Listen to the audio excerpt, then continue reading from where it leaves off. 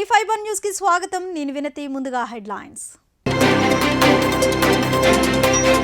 ప్రభుత్వ తప్పిదం వల్లే వరదల్లో 40 మంది ప్రాణాలు కోల్పోయారని ఆరోపించిన టీడీపీ అధినేత చంద్రబాబు. వరదల సమయంలో ప్రజలను అప్రమత్తం చేశామన్న మంత్రి అనిల్ కుమార్. వైసీపీ పాలనలో రాష్ట్రాభివృద్ధి శూన్యమన్న బీజేపీ ఎంపీ సుజనా చౌదరి. రాష్ట్రంలోని గోశాలలకు టీటీడీ తరపున సహాయ సహకారాలు అందిస్తామన్న టీటీడీ చైర్మన్ వైవి సుబ్బారెడ్డి. ఇక డీటెయిల్స్ చూస్తే కడప జిల్లాలోని అన్నమయ్య ప్రాజెక్టు గేటు పాడైతే మరమ్మతులు చేయలేని చేతగాని ప్రభుత్వం నిర్వాకం 40 మంది ప్రాణాలు తీసిందని టీడీపీ అధినేత చంద్రబాబు దుయ్యబట్టారు. ప్రాజెక్టు గేట్లను సరిగ్గా నిర్వహించలేని చేతగానితనం ఇప్పుడు ప్రపంచంలోని ఇంజనీర్ల మధ్య చర్చగా మారి దేశం పరుగుపోయే పరిస్థితి వచ్చిందని అన్నారు. మంగళగిరిలోని పార్టీ కేంద్ర కార్యాలయంలో చంద్రబాబు మీడియాతో మాట్లాడుతూ అన్నమయ్య ప్రాజెక్టు కొట్టుకుపోవడంపై గజేంద్ర సింగ్ షెకావత్ పార్లమెంట్లో చేసిన వ్యాఖ్యల వీడియోలను ప్రదర్శించారు. గేట్లకు గ్రీజు పెట్టడం చేతకాని వాళ్ళు 3 రాజధానులు కడతామని హడావుడి చేస్తున్నారని చంద్రబాబు మండిపడ్డారు. ఇక్కడ లాస్ట్ ఇయర్ 27 నవంబర్ 2020లో వరదలు వచ్చాయి. అప్పుడు సేమ్ 5వ గేటు పనిచేయాల. అప్పుడు 5వ గేటు మూసుకోకుండా నీళ్ళని వెళ్ళిపోయినాయి. ఇప్పుడు 5వ గేటు లేకుండా మొత్తం కొట్టుకుపోయింది. ఈరోజు అక్కడ మనం చూస్తే ఎంత దారుణం అంటే మొత్తం ఈ ప్రాజెక్ట్ని 2.3 టీఎంసీ వాటర్, మొత్తం గేట్ల 5, పైన ప్రాజెక్ట్ పించా ఉంది. అక్కడ పించా నుంచి నీళ్ళన్నీ కూడా కిందికి వస్తాయి, అది ఫుల్ అవుతానే. అలాంటిది లాస్ట్ ఇయరే గేట్లు 3 స్ట్రక్ అయిపోయినాయి. 2 రిపేర్ చేశారు, 1 చేయలేదు. అదే మరిగా మీరు చూస్తే ఒక్కొక్క gate 45,000 cusecs of water release చేస్తారు. 5 డిశ్చార్జ్ చేస్తే 2,25,000 క్యూసెక్స్ని 24 అవర్స్ నీళ్ళు రిలీజ్ చేసే అవకాశం ఉంటుంది. 18 ఉదయం 35,000 క్యూసెక్స్తో ప్రారంభమైంది. చిత్తూరులో పడిన వర్షాలు పించా నుంచి మధ్యాహ్నాలకు 75,000కు పెరిగింది. రాత్రి 9 గంటలకు 1,20,000 అయింది. 4 గేట్లు మొత్తం 14 మీటర్లే ఎత్తగలిగారు. అంటే 9.7 మీటర్లు ఎత్తగలిగారు. అంటే 14 మీటర్లు ఎత్తే మొత్తం డిశ్చార్జ్ అవుతుంది. వాళ్ళు ఎత్తింది 9.7 మీటర్లే. దానివల్ల మొత్తం మీరు చూస్తే రాత్రి అయ్యే కొద్దికి 2,85,000 క్యూసెక్స్ వచ్చేసాయి. మొత్తం 2,25,000 క్యూసెక్స్ వాటర్ రిలీజ్ చేసే దాంట్లో 1,20,000 చేయగలిగారు. ఎప్పుడైతే ఇది చేయగలిగారో అక్కడి నుంచి వాటర్ పెరిగింది.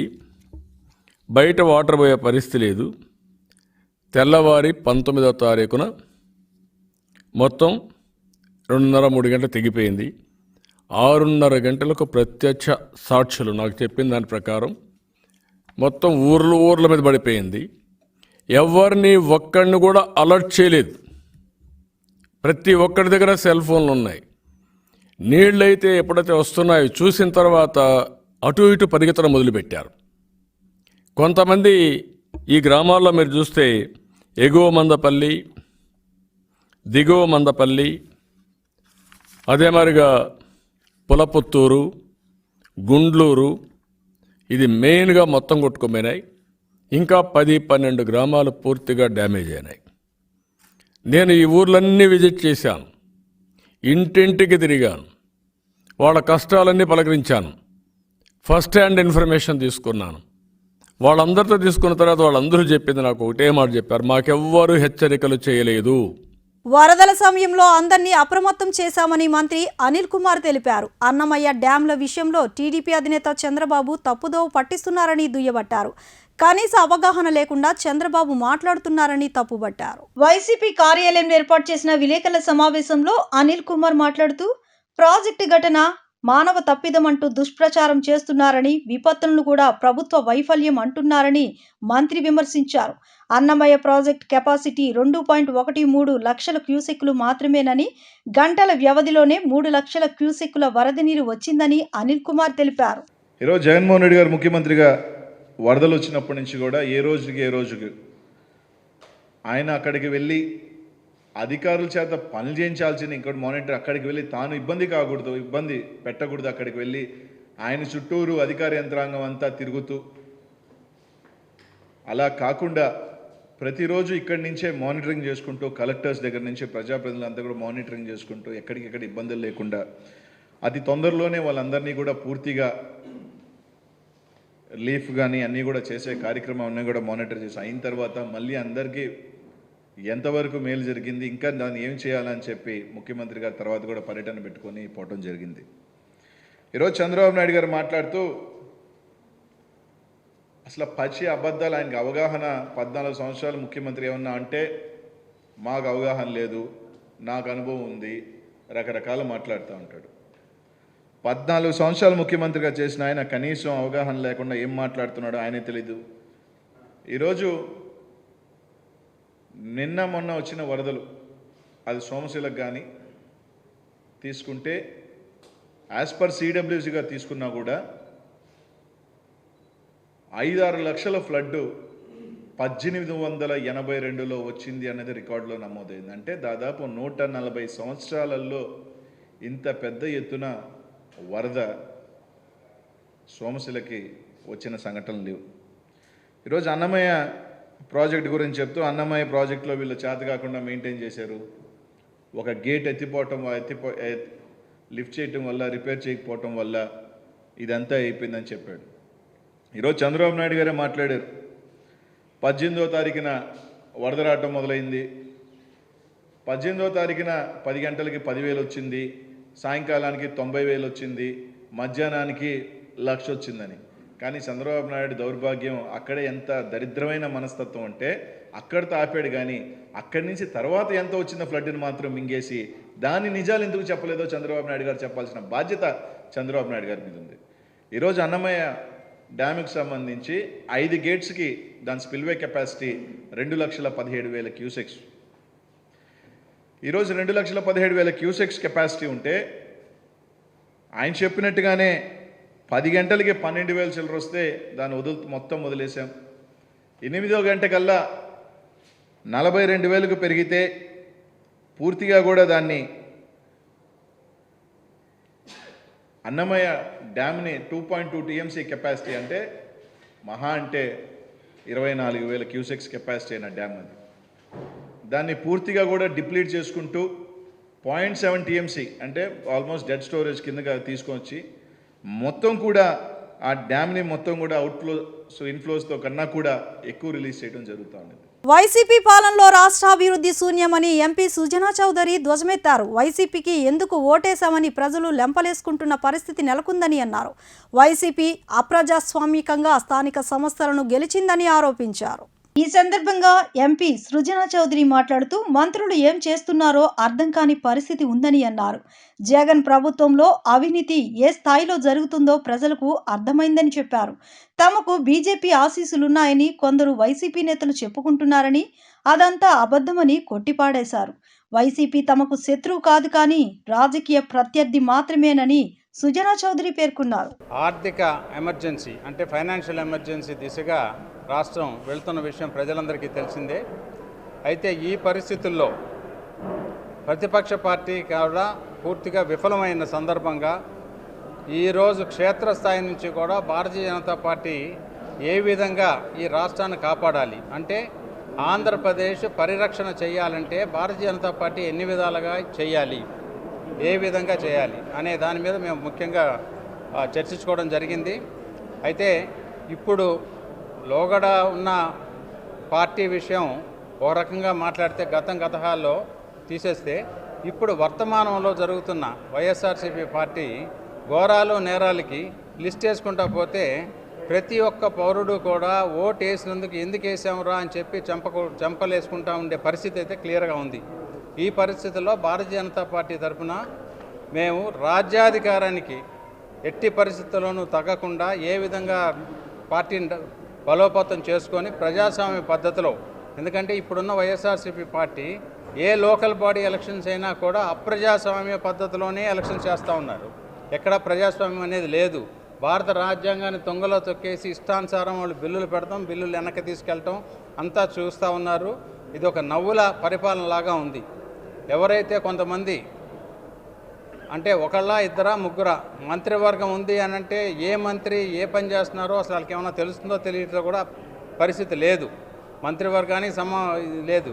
4-5 ఒక హ్యాండ్ఫుల్ ఆఫ్ పీపుల్ మాత్రమే ఈ రాష్ట్రాన్ని దోచు తింటున్నారా లేదా అంటే ప్రజలకు అర్థమైపోయింది. ఇప్పుడు రాజకీయ పార్టీలన్నీ కూడా వాళ్ళు ఎట్టి పరిస్థితుల్లో రాజకీయ నాయకుల్ని, రాజకీయ పార్టీలని ఎట్టి పరిస్థితుల్లో ఏదో పద్ధతుల్లో వాళ్ళు ఇబ్బంది పాలు చేసి ప్రజాస్వామ్యానికి వ్యతిరేకంగా వాళ్ళు రాజ్యాధికారం చేయాలనే పద్ధతిలో ఉన్నారు.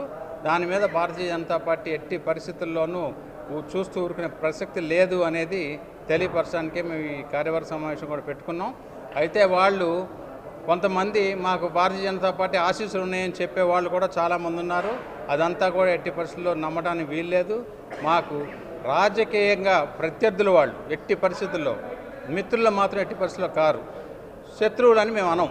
మిత్రులు మాత్రం ఎట్టి పరిస్థితుల్లో కాదు, రాజకీయ ప్రత్యర్థులు అంతవరకు. సుందర గోవిందుడు ఆలయ ప్రాంగణంలోని గోశాలకు తిరుమల తిరుపతి దేవస్థానం తరపున సహాయ సహకారాలను అందించడం జరుగుతోందని టీటీడీ చైర్మన్ వైవి సుబ్బారెడ్డి పేర్కొన్నారు. సుందర గోవిందుడు ఆలయానికి పార్లమెంటు సభ్యులు మార్గాని భరత్రామ్ తదితరులతో కలిసి ఆయన విచ్చేసి వెంకటేశ్వర స్వామి వారిని దర్శించుకోవడం జరిగింది. ఈ సందర్భంగా వైవి సుబ్బారెడ్డి మాట్లాడుతూ ప్రతి నెల నిర్విఘ్నంగా పూజలు చేస్తున్న సుందర సూర్యరామ సుబ్రహ్మణ్యాన్ని ప్రత్యేకంగా అభినందిస్తున్నామని అన్నారు.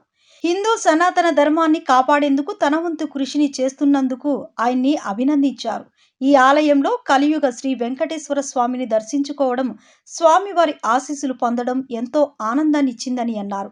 ఈ ఆలయ ప్రాంగణంలోని గోశాలకు టీటీడీ దేవస్థానం తరపున సహాయ సహకారాలు అందించడం జరుగుతుందని తెలిపారు.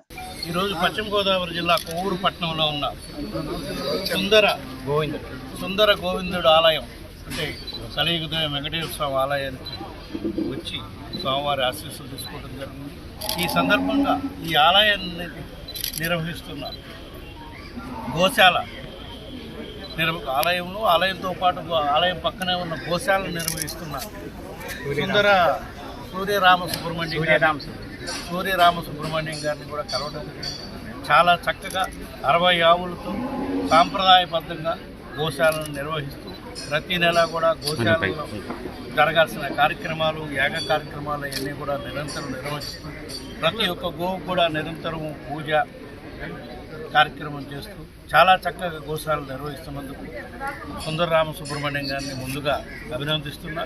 ఆ కలియుగ వెంకటేశ్వర స్వామి ఆశీస్సులతో ఇంకా మీరు మెండుగా గోసేవ, గోపూజ కార్యక్రమాలు చేయాలని ఈ ప్రాంతంలో ప్రజలందరూ సుఖంగా, 2 గోదావరి జిల్లాలో ప్రజలందరూ సుఖంగా సంతోషంగా ఉండే విధంగా మీ గోపూజా కార్యక్రమాలు నిరంతరము సాగాలని చెప్పి వేడుకుంటూ మీ గోసేవా కార్యక్రమానికి, గోపూజా కార్యక్రమానికి మా వంతు సాయంగా తిరుమల తిరుపతి దేవస్థానం నుంచి ఏ విధమైన సాయం కావాలన్నా కూడా మీకు అందించే కార్యక్రమం చేస్తామని చెప్పి ఈ సందర్భంగా తెలియజేస్తున్నాం. ఓం నమో వెంకటేశ్వరాయ.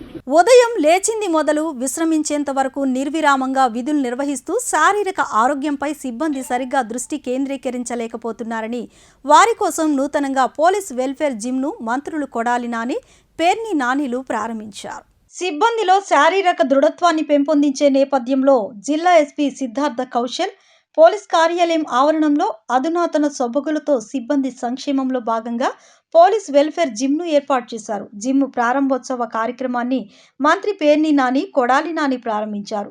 ఈ సందర్భంగా వారు మాట్లాడుతూ సువిశాల ప్రాంగణంలో ఏర్పాటు చేసిన పోలీస్ జిమ్ను సిబ్బంది వినియోగించుకొని మానసిక ఒత్తిడిని తగ్గించుకోవడమే కాక శారీరక దృఢత్వాన్ని పెంపొందించుకుంటూ మరింత మెరుగ్గా విధి నిర్వహణ కనపరచాలని ప్రతి ఒక్క సిబ్బంది తప్పనిసరిగా వినియోగించుకోవాలని తెలిపారు. ఆంధ్రప్రదేశ్ ముఖ్యమంత్రి వైఎస్ జగన్ పై కేంద్ర మంత్రి మురళీధరన్ సంచలన ఆరోపణలు చేశారు. రాజ్యాంగంపై ప్రమాణం చేసి ఒకే మతాన్ని ఎలా ప్రమోట్ చేస్తారని ప్రశ్నించారు. విజయవాడలో జరిగిన బీజేపీ రాష్ట్ర కార్యవర్గ సమావేశానికి మురళీధరన్ హాజరయ్యారు. ఈ సందర్భంగా ఏపీ ప్రభుత్వంపై పలు ఆరోపణలు చేశారు. భారతీయ జనతా పార్టీ ఆంధ్రప్రదేశ్ రాష్ట్ర కార్యవర్గ సమావేశం విజయవాడలో జరిగింది. ఏపీ బీజేపీ అధ్యక్షులు సోము వీర్రాజు అధ్యక్షతన జరిగిన ఈ సమావేశానికి కేంద్ర మంత్రి మురళీధరన్ ముఖ్య అతిథిగా హాజరయ్యారు. జ్యోతి ప్రజ్వలన అనంతరం కార్యక్రమానికి ప్రారంభించిన నేతలు ఏపీలో పార్టీ బలోపేతంపై మాట్లాడారు. ఈ సందర్భంగా రాష్ట్రంలో భారతీయ జనతా పార్టీ అధికారంలోకి వచ్చే విధంగా ప్రతి ఒక్కరూ కృషి చేయాలని కేంద్ర మంత్రి నేతలకు దిశానిర్దేశం చేశారు. ఈ సందర్భంగా సీఎం జగన్ పాలనపై కేంద్ర మంత్రి మురళీధరన్ కీలక వ్యాఖ్యలు చేశారు. రాష్ట్రంలో ఒకే మతాన్ని సీఎం జగన్ ప్రమోట్ చేస్తున్నారని, రాజ్యాంగంపై ప్రమాణం చేసి ఈ తరహాలో ఎలా చేస్తారని ప్రశ్నించారు. పార్లమెంట్లో వైసీపీ, టీడీపీ ఎంపీలు ఎందుకు నిరసనలు చేస్తున్నారో అర్థం కావడం లేదన్న కేంద్ర మంత్రి ఏపీలో అవినీతి పాలన జరుగుతోందని ఆరోపించారు. అందరికీ నమస్కారం. ఈరోజు కార్యవర్గ సమావేశానికి విచ్చేసిన అందరికీ నమస్కారాలు తెలియజేస్తూ, గత 5 రోజులు బట్టి కేంద్రంలో పార్లమెంట్ నడుస్తుంది. పార్లమెంట్ సమావేశాల మొదటి సెషన్ పూర్తయిన తర్వాత మేము డైరెక్ట్గా ఈ రాష్ట్ర కార్యవర్గ సమావేశాలకి వచ్చాం. You might have seen the visuals of the Parliament session during the last 4-5 days. And you may also remember the monsoon session of Parliament. During the monsoon session of Parliament, the unruly scenes, the members of the opposition attacking the marshals, climbing onto the chair of the presiding officer, the chairman of the Rajya Sabha, throwing the papers on the dais, tearing the documents of the Parliament. It is a scene that has not been seen during the last 75 years of our independence, during the last 70 years of our parliamentary history, parliamentary democracy, that protest is acceptable. If you have opposition against the policies of the government, you can protest. Nobody stops you. But protest doesn't mean Gundaism. Protest doesn't mean hooliganism. Protest doesn't mean tearing the papers and documents of the Rajya Sabha, including the records that are maintained regarding the deliberations of the discussions that happened in the House. అనతి కాలంలో నిర్మాణ పనులు పూర్తయిన Benz circle 2వ flyover బ్రిడ్జిని ఈ నెల 10న CM Jaganmohan Reddy, కేంద్ర రవాణా శాఖ మంత్రి నితిన్ గడ్కరీ ప్రారంభించనున్నట్లు జిల్లా కలెక్టర్ జె నివాస్ చెప్పారు. రవాణా R&B ప్రిన్సిపల్ కార్యదర్శి ఎంటీ కృష్ణబాబు, సీఎం కార్యాలయ సమన్వయకర్త MLC Talasila Raghuram, municipal corporation commissioner V ప్రసన్నతో పాటు పలువురు ఉన్నతాధికారులు ఫ్లైఓవర్ బ్రిడ్జిని ప్రారంభోత్సవ ఏర్పాట్లను పరిశీలించారు. ఈ సందర్భంగా కలెక్టర్ మాట్లాడుతూ, ఈ నెల 10న ఉదయం 11 గంటలకు బెంజ్ సర్కిల్ ఫ్లైఓవర్ బ్రిడ్జిని సీఎం, కేంద్ర మంత్రి చేతుల మీదుగా ప్రారంభిస్తారని అన్నారు. విజయవాడలో స్క్రూ బ్రిడ్జ్ జంక్షన్ నుంచి నోవాటెల్ హోటల్ మధ్య 88 కోట్లతో 2.47 కిలోమీటర్ల మేర అనుకున్న సమయానికే నిర్మించామని అన్నారు. దీనివల్ల ఆ మార్గంలోని పలు జంక్షన్లో ట్రాఫిక్ రద్దీ తగ్గుతుందని అన్నారు.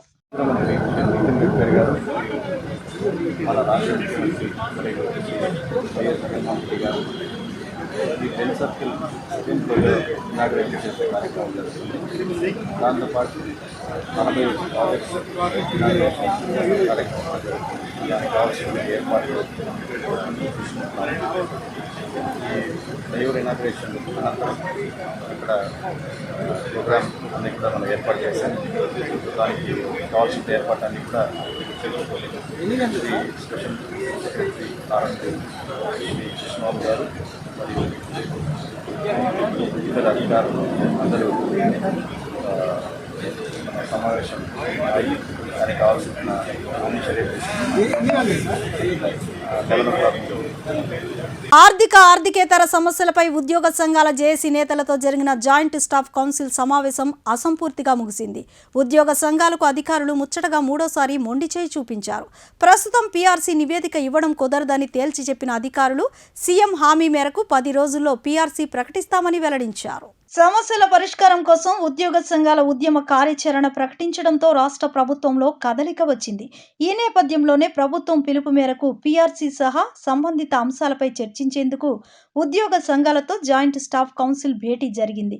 సచివాలయం మొదటి బ్లాక్లో సీఎం సమావేశ మందిరంలో ఉద్యోగ సంఘాల జేఏసీ నేతలతో కార్యదర్శుల కమిటీ సమావేశమైంది. ఈ అంశాలపై చర్చించిన క్రమంలో పీఆర్సీ నివేదికను ఇవ్వాలని ఉద్యోగ సంఘాలు కోరాయి. అయితే నివేదికలోని సాంకేతిక అంశాలు అధ్యయనం చేయాల్సి ఉన్నందున ప్రస్తుత పరిస్థితిలో నివేదికలను ఇవ్వలేమని అధికారులు స్పష్టం చేశారు. పీఆర్సీపై సీఎం జగన్ తిరుపతి పర్యటనలో ఇప్పటికే ప్రకటన చేశారని గుర్తు చేసిన అధికారులు ముఖ్యమంత్రి హామీ మేరకే 10 రోజుల్లో పీఆర్సీని ప్రకటిస్తామని చెప్పారు. దీంతో నివేదిక ఇవ్వకుండా చర్చలు ఎలా సాధ్యమని జేఏసీ నేతలు అధికారులను ప్రశ్నించారు. అధికారుల వైఖరితో ఉద్యోగ సంఘాల నేతలు అసంతృప్తిని వ్యక్తం చేశారు.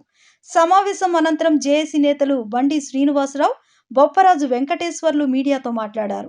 జాయింట్ స్టాఫ్ కమిటీది కాలయాపన తప్పితే మరొకటి కాదని అన్నారు. ప్రభుత్వం ఏదో ఒకటి చెప్పే వరకు ఉద్యమ కార్యాచరణ కొనసాగిస్తామని తేల్చి చెప్పారు. 70 డిమాండ్లతో కూడిన వినతి పత్రాన్ని మరోసారి అధికారులకు అందించినట్లు వారు వెల్లడించారు.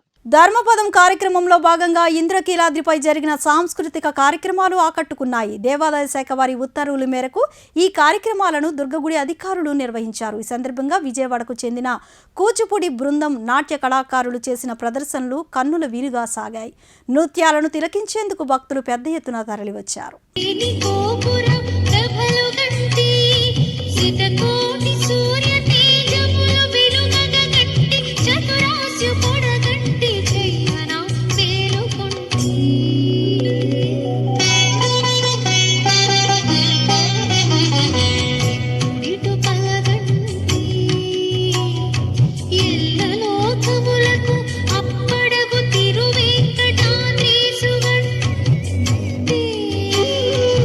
దేశంలోని పబ్లిక్ అకౌంట్స్ కమిటీలకు మరిన్ని అధికారాలు ఇవ్వాలని వైసీపీ ఎంపీ విజయసాయిరెడ్డి చెప్పారు. కేంద్రం రాష్ట్రంలో కార్యనిర్వాహక అధిపతులను మొత్తం న్యాయ వ్యవస్థను మినహాయించి అన్ని ప్రభుత్వ కార్యాలయాల అధికారులకు సమన్లు జారీ చేసే అధికారాలను ఇవ్వాలని అన్నారు. ఢిల్లీలోని శీతాకాల సమావేశాల్లో వైసీపీ ఎంపీ విజయసాయిరెడ్డి మాట్లాడుతూ కొన్ని అంశాలపై దర్యాప్తు కోసం కాక్కి సూచించే అధికారం పీఎస్సీకి లేదని, మెజారిటీ సభ్యుల నిర్ణయం ప్రకారం కాక్కి అంశాలను సూచించడానికి అనుమతించాలని కోరారు. కాగ్ నివేదికలోని అంశాల ప్రాధాన్యత తగ్గిపోకముందే వాటిని పీఎస్సీలో పరిశీలించాలని సూచించారు. దీని ద్వారా పీఎస్సీలు మరింత శక్తివంతం అవుతాయని తెలిపారు. కాగ్ నివేదికల్లో పరిశీలించాల్సిన అంశాలు వ్యవధితో వార్షిక క్యాలెండర్ను రూపొందించాలని చెప్పారు. 2010 కామన్వెల్త్ క్రీడల గేమ్స్ అవినీతిపై పీఎస్సీ నివేదిక 7 సంవత్సరాల తర్వాత వచ్చిందని, ఆ ఆలస్యం వలన కోట్లాది రూపాయల ప్రజాధనం దుర్వినియోగం అయ్యిందనే వాస్తవాన్ని అందరూ మర్చిపోయారని చెప్పారు. Amount is not spent within a period of 6 months from the end of the financial year.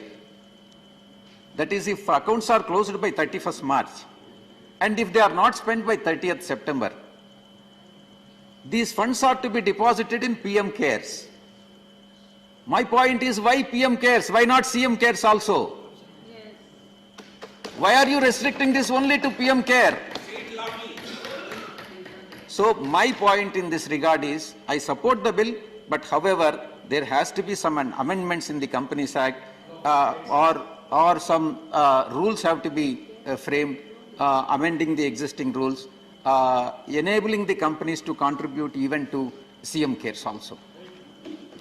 Sir, the next point is, if funds are not spent and then if they are not transferred to PM Cares, what will happen? And the board will have to give a reasoning. Board of directors will have to give a reasoning. That is not what we have expected. We are expecting from the Companies Act. There has to be a penal provision. That is mandatory. So there has to be a penal provision to be incorporated in the Companies Act penalizing the board of directors for not following the section 135 schedule 7 of the Companies Act. And secondly, sir, unfortunately, Honorable Finance Minister is not present here in this August House. Sir, you are asking, you are directing the company, mandating the company to spend 2% of the average profits for corporate social responsibility. When you are giving a direction to the company and asking the company to follow it, why are you not allowing this as an admissible expenditure under section 37 of the Income Tax Act? And earlier, to the best of my knowledge, when I was practicing as a chartered accountant, it was admissible, and later it has become inadmissible. And during the period of Honorable Finance Minister Chidambaram ji has introduced the amendment bill. And it is Chidambaram ji who has amended the act saying that it is inadmissible. It is very unfortunate. When the company is spending the amount, why should it spend the amount from after-tax profit? It has to be admissible as an expenditure, and profit or loss should be arrived at only after admitting this corporate social responsibility as an expenditure, admissible expenditure in the profit and loss account. Sir, there are in Schedule 7, there are areas where the corporate social responsibility funds could be spent. They are specified and they are limited. And my request to the Honorable Minister in this regard is, you should include even employees' welfare and employees' housing also, which is not included here. When you have included everything, when you have included drinking water, health, yes, they are all very important. Education, help during natural calamities, skill development, women empowerment, citizen care, environment, including flora fauna, Ganga, sports, rural development, slum area development, what not everything. Why not employees' welfare? మాజీ ముఖ్యమంత్రి రోసయ్య పార్థివ దేహానికి మంత్రి బొత్స సత్యనారాయణ నివాళులర్పించారు. అనంతరం ఆయన మీడియాతో మాట్లాడుతూ తెలుగు రాజకీయాలకు డిక్షనరీ లాంటి వారిని మంత్రి బొత్స సత్యనారాయణ కొనియాడారు. ఆర్థిక శాఖ అంటే రోసయ్య, రోసయ్య అంటే ఆర్థిక శాఖ అని అన్నారు. అసెంబ్లీలో ఎక్కువసార్లు బడ్జెట్ను ప్రవేశపెట్టిన ఘనత రోసయ్యదేనని బొత్స సత్యనారాయణ తెలిపారు. రోసయ్య గారు వారు లేరని తెలిసిన రోజున తెలిసింది, దిగ్భ్రాంతి చెందాం. వారి భౌతిక దేహానికి వారి నివాళులు అర్పించడానికి రాష్ట్ర ప్రభుత్వం తరఫున, మా తరఫున, మా ముఖ్యమంత్రి గారి తరఫున వారికి ఇప్పుడు నివాళులు అర్పించుకున్నాం. వారి గురించి చెప్పడానికి మాటలు లేవు. ఆయన నిరామృతజీవి. ప్రతి ఒక్కరికి ఆయన ఒక డిక్షనరీ లాంటి వారు. ఏ అవసరం, ఏ విషయం కావాల్సి వచ్చినా వారితో పనిచేసిన మరి మాకు ఏ విషయం మీదైనా సరే క్షుణ్ణంగా అవగాహనతో ఈ రాష్ట్ర రాజకీయాల్లో ఆయన ఒక చెరగని ముద్ర వేసుకున్నారు. ఒక నిరామృతజీవి. ఎంత బాగా ఆయన ముఖంలో ఎప్పుడు కూడా కోపమని కానీ పరుష పదజాలం కానీ ఎప్పుడు మేము చూడలే. ఎంత ఏ పరిస్థితి వచ్చిన, ప్రతికర పరిస్థితి వచ్చినప్పటికీ కూడా చాకచక్యంగా దాన్ని పరిష్కరిస్తూ ఉమ్మడి రాష్ట్రంలోనే రాష్ట్ర రాజకీయాల్లో ఆయనకు ఒక చెరగని ముద్ర వేసుకున్నారు. 16 సంవత్సరాలు మరి ఆయన ఆర్థిక మంత్రిగా బడ్జెట్ ప్రవేశపెట్టిన వ్యక్తి మన ఉమ్మడి రాష్ట్రంలోనే కాకుండా భారతదేశంలో ఎవరు లేరనడంలో అసక్తిగా నాకు తెలిసి ఎవరు లేరు. ఎందుకంటే ఏ ముఖ్యమంత్రి వచ్చినా ఎవరున్నప్పటికీ కూడా మరి ఆయన దానికి పెట్టిన కోటగా ఆర్థిక శాఖ అంటే రోసయ్య గారు, రోసయ్య గారు అంటే ఆర్థిక శాఖ అనే రెండింటిలో ఉండేది. అటువంటి మహా వ్యక్తి, ఆయనతో పనిచేసిన మరి రోజులు కూడా మరి జ్ఞప్తి తెచ్చుకుంటున్నాం. ఆయన లేని లోటు ఈ తెలుగు రాష్ట్రాల్లో తీరనిదనేది చెప్పక తప్పదు. ఏదైనప్పటికీ పుట్టినవాడు గిట్టక తప్పదు కాబట్టి వారు లేరు. నేను రోజున మా ముఖ్యమంత్రి గారు కూడా వారి తాలూకు కుటుంబ సభ్యులతో కూడా మాట్లాడడం చెప్పింది. ఆయన తాలూకా ప్రగాఢ సానుభూతిని కుటుంబ సభ్యులకి తెలియజేయడం జరిగింది. మరి ఆయనకి మేము నివాళులు అర్పించకుండా ఆయన ఎక్కడున్నా సరే ఆ భగవంతుడు ఆయన ఆత్మకు శాంతి చేకూర్చాలని, మరి కుటుంబానికి మా ప్రకార సానుభూతిని మరి రాష్ట్ర ప్రభుత్వం తరఫున, మా తరఫున, మా ముఖ్యమంత్రి తరఫున తెలియజేసుకుంటున్నాం. ఈ వార్తలు ఇంతటితో సమాప్తం. నమస్కారం.